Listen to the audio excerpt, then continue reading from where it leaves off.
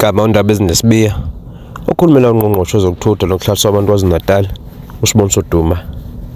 uNgqongqoshe usethole umbiko omusha awuthole kwi-team esebenza ngokukhulu kuyikhandla ka-Road Traffic Inspectorate. Uthole ngo3:15 njengoba ngomhla 16 August 2025. Kokhumbuleka ukuthi kube nenhlekelele yengozi ebandakanya i-truck kanye nemoto encane lapha phakathi kwamaTigulu naseDokodweni ku-N2.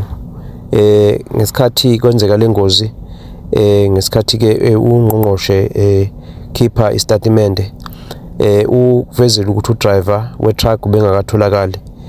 Usethole imbiko ke emisha etshengisa ukuthi udriver we-truck usetholakele ngebhadi usesishile emhlabeni.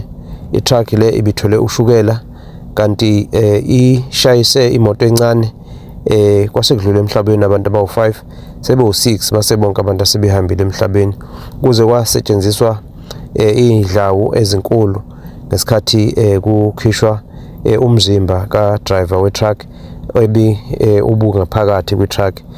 uNgqongqoshe usekuvezile futhi ukuthi ke ama owners trucking company nawo akhona lapha esigamekweni sengozi kanti ke usezwakalisa amazwi enduduzo ewadlulisela emndenini yabashonile okuhlanganisa umndeni we driver we truck.